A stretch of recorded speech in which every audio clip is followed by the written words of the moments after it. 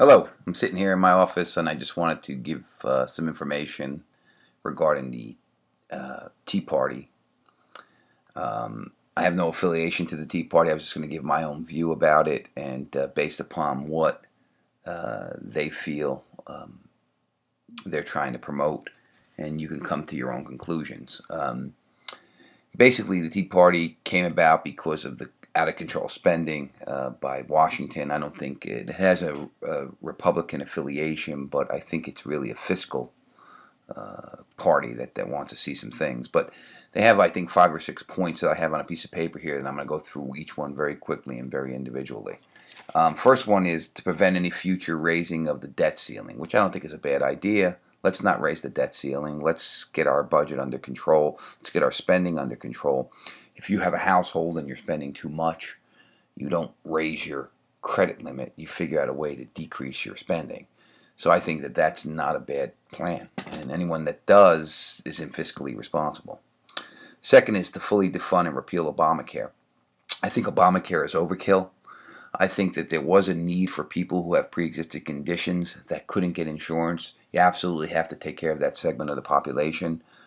But to overhaul the whole system for that small segment is ridiculous. You had Medicare for the elderly, Medicaid for the poor, and you have the emergency room for people who have to have an existing, or not an existing condition, but a condition that may warrant an emergent type of medical care, and they can get the care taken care of. They can get themselves taken care of, I mean. So to overhaul a system because you have this small population and then saying it's going to lower costs when in fact it's going to raise costs, because any bureaucratic, anything that has to do with government never gets done efficiently, and we all know that from experience. The third was freeze all new federal spending. That's not a bad plan either. I mean, we can't spend anymore. We don't have the money. We have to start cutting. And that's what we have to do. It's not going to be easy, but you can't just keep spending and spending and spending. I mean, I always equate a government to a family. If your family is not running well, you have to make some changes. The government is a business. President Obama is the president of this business, the government of the United States. If it's failing, you blame your leader. I mean, how long does a CEO of a company stay in power if the company is losing money or things are changing that are leading to the detriment or the extinction of that company? The third one is halt federal raids on the Social Security Trust Fund. That's nice, but in reality, there's no Social Security Trust Fund. Social Security is a tax. We all know that. They take it out of your check. It doesn't go into some bank account. Basically, it comes in and it's spent just as quickly. I mean, Perry got all people started yelling at him because they said that he's called it a Ponzi scheme. Social Security is a good program if it was done in the spirit that it was initially introduced. But spending money putting money into a program and having that money then spent on other people who are just are retiring is a Ponzi scheme. Now, it needs to be overhauled, but without scaring senior citizens, with making sure that they continue to get their payments, but restructuring it so people that, like myself or even younger than me, can continue to get Social Security. It's a good program, but in its present state, it's not going to last. And scaring senior citizens is not the way to go. And I think that that's a problem with a lot of politicians. They do that. Ban earmarks. I think that that's a good thing too. There shouldn't be these special things that are hooked to bills that really have no bearing on a bill. There shouldn't be these pet programs for different states just because that state senator or representative's political party is in power. I mean, if states want to do some different things, the money should be allocated from the states, not from the federal government, unless it's federal programs. I mean, that like roads and stuff like that. Outlaw federal bailouts of corporations. And just to repeat myself, this is basically what the Tea Party's statements are of what they want done. So far, it doesn't sound like they're off the wall as they're presented to the public by the media as some lunatics. They just sound like they're fiscally sound people, at least in my opinion. Outlaw federal bailouts of corporations. I think that's a good policy. I mean, no one's bailing me out if I go under. I mean, is there a personal bailout protection? Like, hey, if I raise my hand, can I get federal funds because I was fiscally irresponsible? I wanted to drive a Mercedes Benz and spend money I didn't have and go out whining and dining and having a good time with my wife, buying her jewelry if I didn't have the money. I mean, that's what some of these corporations don't run right. And we bail them out. I mean, really, capitalism is survival of the fittest. And competition makes everything better. You get goods and services less expensively because there's competition. And if people can't compete, they go out of business. And that's just the way it goes. I mean, and that's what's sustained this country since its inception. Return on spent stimulus funds to the taxpayers. That's a pretty straightforward one. You know, if you don't want to return it to the taxpayers, at least put it back into the government and pay down some of the debt. Another one of theirs is make all of the Bush tax cuts permanent. You know, look, you can review the tax cuts. My feeling is everybody should pay. If you make $10,000 a year or $10 million a year, you should pay taxes. Everybody has to feed the golden goose, and that is our capitalistic system. That is the United States. It's the golden goose. So people, I think 52% of the people don't pay taxes. I mean, that's crazy. You have to pay. And that's we're here. We support everything, government. We're police officers. All these things, the army, a standing army, and all these things have to be paid for. So why should some people not have to pay? Because they don't make enough money. I mean, there should be some. I don't care even if it's 1%, and let it go all the way up to whatever. But it shouldn't be adverse against people who are earning a certain amount of money that's not.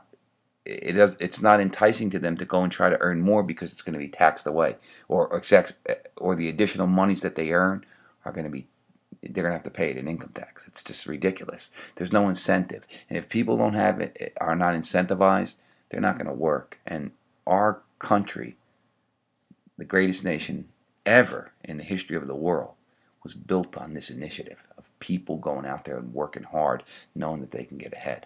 So that's a very, very important factor. Everybody has to pay something. Abolish the death tax. And again, these are points that the Tea Party makes. Abolish the death tax. And the death tax is really, you figure you get tax. Even at the end, you die, and your family gets taxed on what's left over in your estate. I think that's wrong.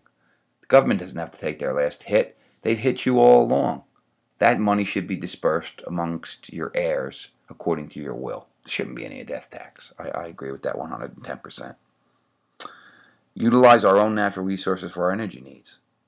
That goes without saying. I mean, you have these green earth people, and I understand we have to conserve and we have to do these things, but not at the expense of our standing against with other countries. China pollutes. They do their own thing. They could care less about what the other people, other nations think. Yet we have to try to stay under these rigid rules, and because we're worried about polluting. And we probably have the best track record. Maybe not the best. I would say we're definitely in the top 5 nations of people that don't pollute and try to stay as green as possible. But we should drill our own oil. We have a very, very large natural gas. I believe the largest in the world. We have strong coal. I also believe it's one of the largest in the world as well. We should utilize these resources so we get energy dependence, because that is such a big cost, and it hurts the consumer. It hurts me. It hurts everybody out there. And it's important that we are self-sustaining when it comes to energy, so we're not reliant upon some nations that may not have our best interests at heart. Fully secure our borders. I mean, another good point by the Tea Party. I mean, we have to secure our borders. I'm not against immigration, but legal immigration. I mean, the word illegal in front of anything means it's wrong, right? If they say 55 miles an hour, you go over that, it's illegal. You know it's illegal. Illegal immigration is wrong, okay? People getting services that our country can not afford, that are here illegally, find a means to make them legal, okay? Make them legal so they can work and they can pay taxes, because that's the most important thing here. about us paying taxes, about getting these immigrants paying taxes. I don't know if I went off there. My computer went into a sleep mode. But that being said, the last thing on this list is respect the original meaning and intent of the founders. And I think that goes without saying. I mean, people say our Constitution is living and breathing, and it should be modified according to this place and time. But my mortgage is not a living and breathing document. My car lease is not a living and breathing document. I cannot renew or change up the payments if I want to change the payments. So the point is, the founders put together a structure of government, and you can ratify the Constitution. There's a way to do that, and they put that provision in our Constitution, and that is the only way we can modify it. We can't just make changes based according to the will of the president or some members of Congress unless we follow the parameters that the founders put in place. So hopefully that wasn't too boring and it was a little bit informative. My point is, read a little bit further about the Tea Party. I think that their points are pretty good. I mean, again, I'm not a member, but I just going to try to give this information to people to see, make them make their own decisions for themselves. And I'd say it seems to be pretty rational, fiscally sound, and it seems like a pretty good place to be if you believe in what they promote.